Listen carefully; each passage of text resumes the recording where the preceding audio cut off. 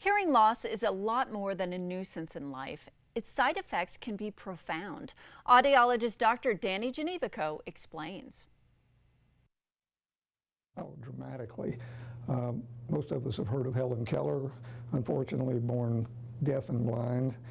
When she said if she had a choice, which would she rather have? And interestingly, she said, I would rather have my hearing. Your hearing is your emotional, it is your intellectual source. When you don't hear well, your stress levels are raised. The embarrassment when someone asks you, how are you feeling? And you say 7:30, and everybody laughs but you, and then after that you start kind of not wanting to be with people you don't know, or if you are, you kind of smile and shake your head. When you don't really know what they said, you kind of faking it, or when everyone else laughs at the punchline, you see them laughing, and so it's time to laugh. And so it really does put a lot of stress on people. It also affects cognitive function. Studies done at the University of Bordeaux in France, Columbia Medical School in New York, Johns Hopkins in Baltimore, they're all finding that as we age, diminished hearing affects cognitive function and may be very, very highly correlated with dementia.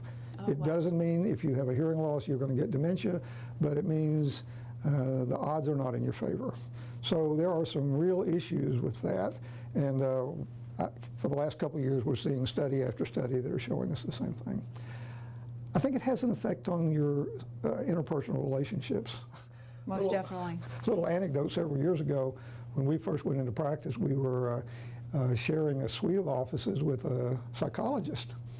And one day, my wife met this lady in the grocery store. She didn't know who she was, and the lady came up and said, I want to thank you. Your husband saved my marriage. Aww. And she said, oh, I think you got the wrong person. I think you must mean the psychologist in our building. And she said, no, it wasn't the psychologist, it was the audiologist. Because when you don't communicate well, and the one you communicate the most with is your spouse. Right. And, you know, sometimes we butt heads, we all do that, and sometimes you butt heads for no reason because you agree. And when you don't hear well, it really sometimes can cause stress. And wives telling the husband or the wife to turn the television down, or don't you remember when I explained that? And things that they really had no control over, and they thought they understood something that they didn't. And so I do think that when you look at a hearing loss, you realize it is not simply an inconvenience of having to ask people over. It can really have very, very adverse effects on your social life, your intellectual functioning, and unfortunately it may be a precursor to dementia. So when you are addressing this issue, we of course work with hearing aids because that's about the only thing you can do for most types of hearing loss. And sometimes people will come in and say, well, I'll wear my hearing aid for my Thursday night poker game or whatever, but I don't wear it the rest of the time. And the wife is over there kind of cringing. And people need to realize that when you're not able to hear reasonably well, it's going to affect not only you but everyone else. And so I use this information in counseling patients to tell them, look, it's not simply your wife is asking for you to try to do better, or you're asking her to repeat things.